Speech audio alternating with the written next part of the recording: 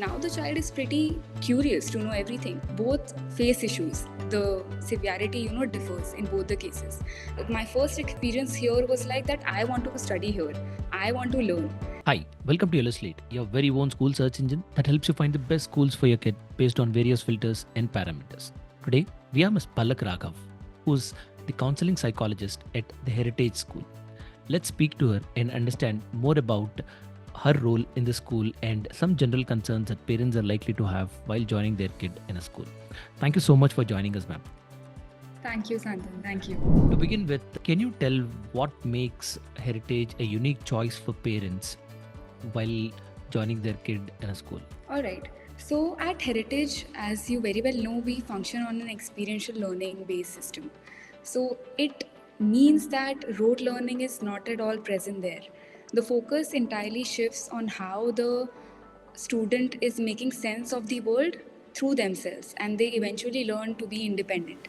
And I think that is very much required in today's time, when the focus entirely needs to be shifted towards an inquiry based system and how the child discovers their surroundings and makes eventual sense of it. So I think that is something which makes our school unique in its approach. Great.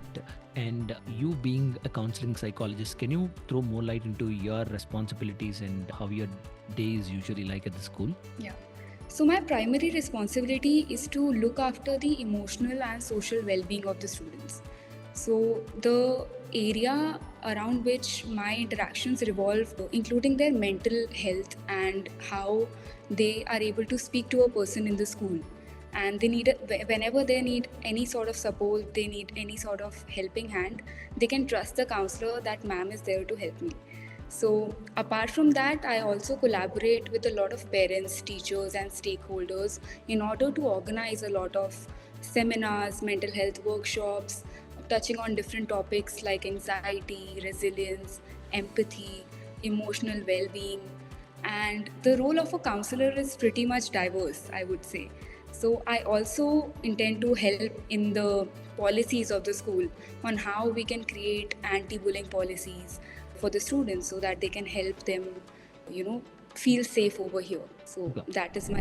Got it. And since you deal with a lot of students, were you able to draw any patterns or find out some general concerns that a lot of students these days are facing? So I would say that especially after COVID hit, so there was a sudden spike in the way the children used to look at themselves, the way they used to feel that their bodies are not enough.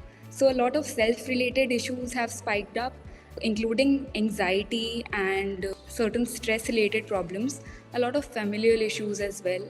So my role here is to help them discover how they can navigate through all these problems with their family, their relationships, and the peers.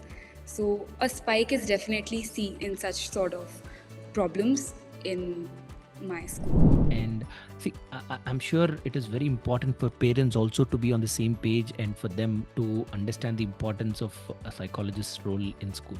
So what is it that you wish to express to the parents in order to make it easy for you to handle kids and their problems? So especially in today's day and age, now parents need to understand that the child is the creator of their own world. And the more we force a child, we tell them to look in a box and be there, do this, do that, follow this rule and don't behave like that, the more the children turn rebellious. And they are curious, they want to ask you, they want to inquire about things, they want to experience things themselves.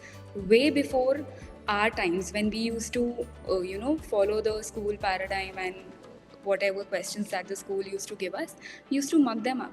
Now the child is pretty curious to know everything.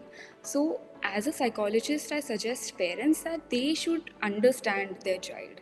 I know they have pretty difficult days, they have different schedules, pretty hectic up schedules, but they should spare some time to stay with their child, to make time, give them space to understand. And not even always give advice to them, but give a listening ear at least. Be there for your child so that they can open up and they think that they have someone to confide in, to speak to. So that is really, really integral in today's times. Got it. And obviously a class with will certainly have students with different learning abilities, some with great and some with not so good. So have you seen any pattern where students with great learning abilities are less likely to have these mental issues, or maybe students who are struggling to cope up with the best in the class generally have more opportunities or chances to get into these issues? Have you seen any such patterns as such? See, the pattern that I have seen is both face issues. The severity, differs in both the cases. The child who is topping up in every single class, he's the star of the class. He always has that urge to stand out at every single parameter, and he has to give that best. So even that feeling creates a lot of sense of, superiority or complex also, that I have to be the best. If I come second, there's nothing for me. So at such moments, a school like ours helps in, because there's no competition. The child can develop at their own speed, at their own pace.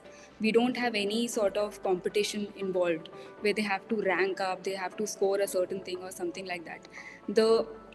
We would say the children who are slow at it, we have inclusive setup at our school, so we do gradually provide them all the learning aids that the child might need to eventually match the level of learning that is expected.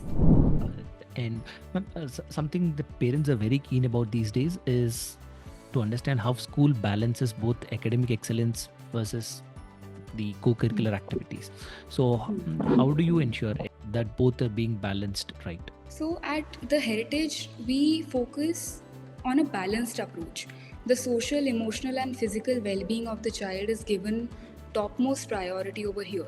It is not like that the curriculum is designed in such a way that the child actually receives the ample amount of time to reflect back on what they have learned and take some time off from their academics. I think that is really, really helpful for the child to understand that there is a world beyond what they study, and they start understanding the world beyond books. So the social part and the physical part is balanced out in such a way. We also have so many sports facilities available. You name it and we have it. Yoga, gymnastics, all weather swimming pool, a splash pool for the toddlers. And I mean, the classroom, if you see our school now, the classrooms are made in such a manner that they are pretty open and spacious. So once you come here to our school, my first experience here was like that I want to study here. I want to learn. So even if you give me academic pressure, I would be able to cope with it. So that is the kind of enriching and supportive environment that we strive to create for every single child. And that is how the balance is maintained. That's so nice. And in the interest of time, we are having to wind up for today, but we wish to speak to you very often and try to understand more about the role of a psychologist and how you are making a lot of difference in kids' lives. Thank you so much for your time, and I'm sure our conversation will certainly be of good help for parents who are looking for good schools in and around your locality. Thank you very much for your time. Thank you.